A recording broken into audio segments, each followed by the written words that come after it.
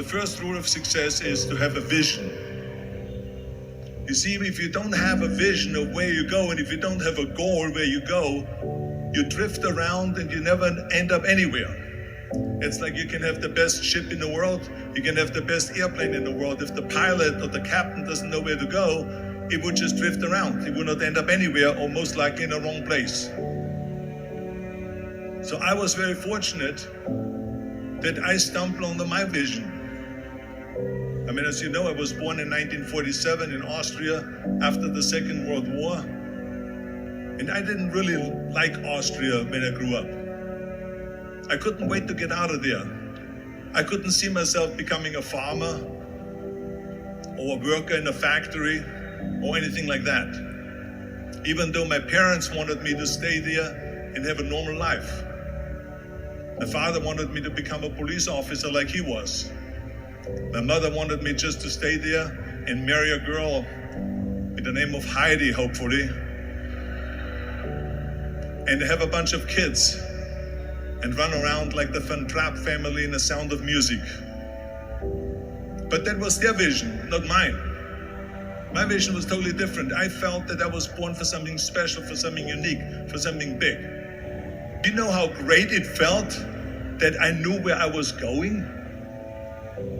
Imagine the majority of people don't know where they're going. It's when you have a goal, when you have a vision, everything becomes easy. Because remember that in America, for instance, when you study, you will see the percentage of people that like their jobs. 74% hate their job in America. Now, this is not much different when you come to Europe.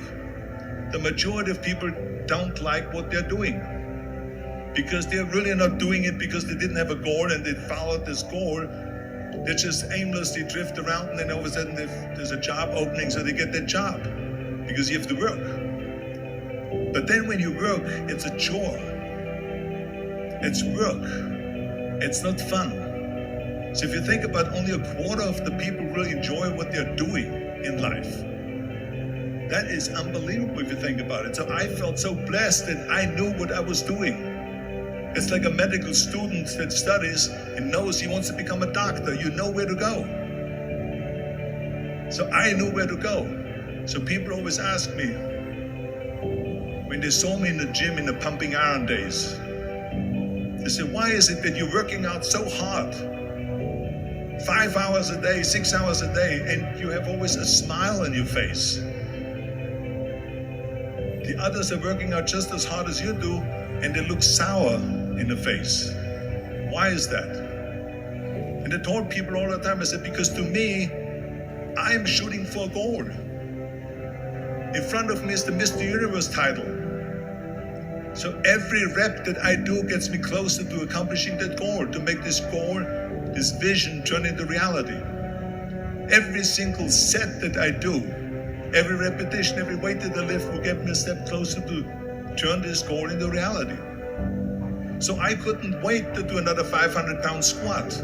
I couldn't wait to do another 500-pound bench press. I couldn't wait to do another 2,000 reps of sit-ups. I couldn't wait for the next exercise, for the next half hour of posing and all the kind of things that you have to do to be a champion. And with the age of 20, I went to London and I won the Mr. Universe contest as the youngest Mr. Universe ever. And it was because I had a goal. So let me tell you something, visualizing a goal and going after it makes it fun. You got to have a purpose no matter what you do in life. You got to have a purpose. So that's rule number 1, have a vision. Rule number 2 is, don't listen to the naysayers. Don't listen to the naysayers.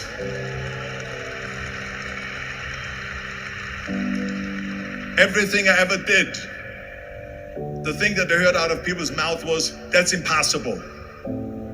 That can't be done. Or no. So whenever someone said to me, it can't be done, I heard, it can be done. When they said no, I heard yes. And when they said it's impossible, I heard it is possible. I'm a strong believer of what Nelson Mandela said, that everything is always impossible until someone does it. Well, I'm going to be the one, I said to myself, I'm going to do it and I'm going to show it to them. Maybe it has never been done before. That's perfectly fine with me. But I'm going to do it. And I did not listen to the naysayers. Next thing, the third point that I'm going to make to you is, before we sit down with Jürgen and talk about the rest of the three, is work your ass off. There is no magic pill. There is no magic out there. You cannot get around. You have to work and work and work. And it drives me crazy when people say that they don't have enough time to go to the gym for 45 minutes a day and work out. Or to do something for 45 minutes to an hour a day to improve. If it is physically improve or if it is mentally to improve. Imagine you read 1 hour a day about history. How much you will learn after 365 hours in 1 year. Think about if you study about the history of musicians, of composers, how much you would know. Imagine if you would work on the business, on some business that you want to develop every day for an hour. Imagine how further along you will go and get. So it drives me nuts because when people say we don't have the time, we have 24 hours a day. We sleep 6 hours a day, so that gives you still 18 hours. And there's someone shaking their head out here in front. They say probably, I don't sleep 6 hours, I sleep 8 hours, right? Or just sleep faster.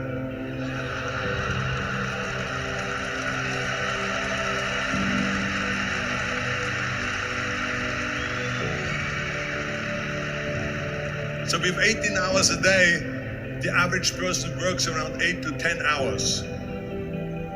So let's assume it's 10 hours, so we have 8 hours left. Then you travel around an hour a day, maybe 2 hours a day. So now you have still 6 hours left. So what do you do with these 6 hours? What do you do with these 6 hours? Then we eat a little bit, then we schmooze a little bit, talk a little bit to people and all that stuff. But you can see how much time there is available if you organize your day. So you got to work hard. I mean, let me tell you something. When I went to America, I went to college. I went and worked out 5 hours a day. And I was working on construction.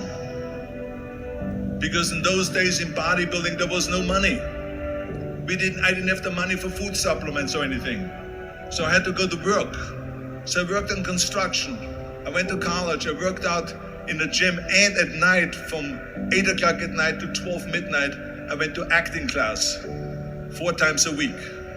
So I did all of that. There was not one single minute that I wasted. I became very friendly with Muhammad Ali in the 70s. And Muhammad Ali worked his butt off. And I saw it firsthand. And I remember that there was a sports writer that was there in the gym when he was working out and he was doing sit-ups.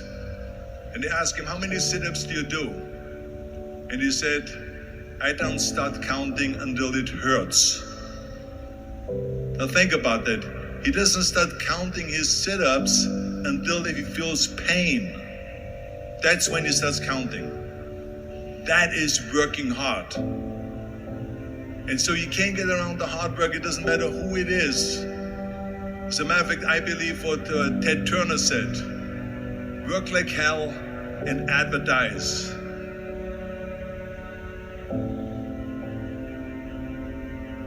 You get it? Work like hell, go to bed, and early to rise. Work like hell and advertise. So you work your ass off, and then you let the world know about your work. That's what it is all about. Let people know. If you have a company, if you have a movie, if you do a sports, work your ass off, but then advertise and let everyone know. I hate Plan B.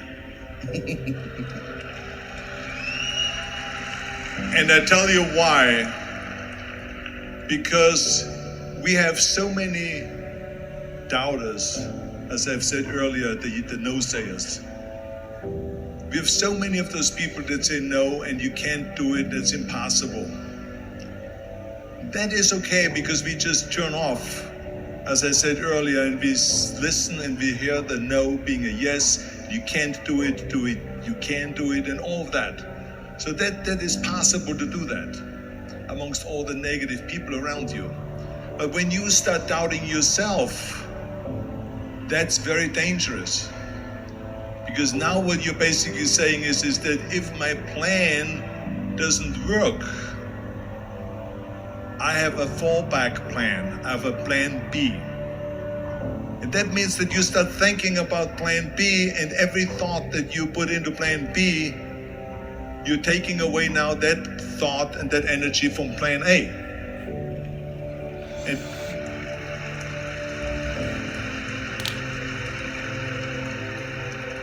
And it's very important to understand that we function better if there is no safety net, because plan B becomes a safety net. It says that if I fail, then I fall and I get picked up and I have something else there that will protect me. And that's not good, because people perform better when there's no safety net.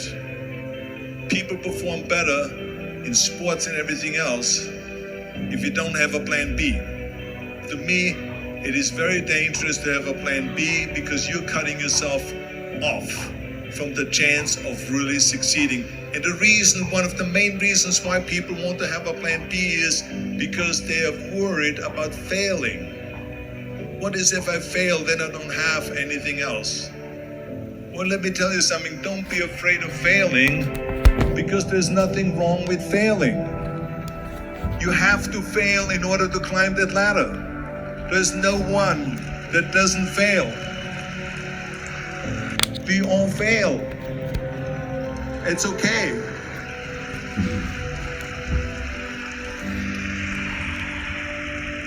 What is not okay is that when you fail, you stay down.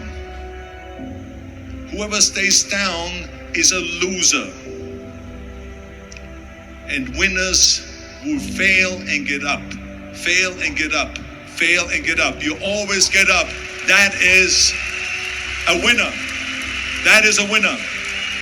Hey, we all lose. We all have losses. This is okay. And this is why I say don't be worried about losing, because when you're afraid of losing, then you get frozen. You get stiff. You're not relaxed. You got to be, in order to perform well in anything, if it's in boxing or if it is on your job or with your thinking, is only happening when you relax. So relax. It's okay to fail. Let's just go all out and give it everything that you got. That's what it is all about. So don't be afraid to fail. This is one of my 6 rules to success. You can only feel complete as a person if you think about what can you do for your fellow member around you that maybe needs help. I felt like that. Everyone has a different motivation why you get into that. I was an immigrant going to America, and I saw how America was the most generous country in the world. I mean, they opened up their arms to me, they helped me, they invited me for Thanksgiving dinner. The people, they brought me, the bodybuilders in the gym brought me plates to my apartment because I had no plates, I had no silverware, I had no bedware, I had no pillows, I had no blanket, I had no TV, I had no radio, I had nothing. They brought it to my apartment. They helped me. And I saw that firsthand, this generosity in America. And I said to myself, as an immigrant that is being embraced with open arms, that I need to go and make sure that I give something back.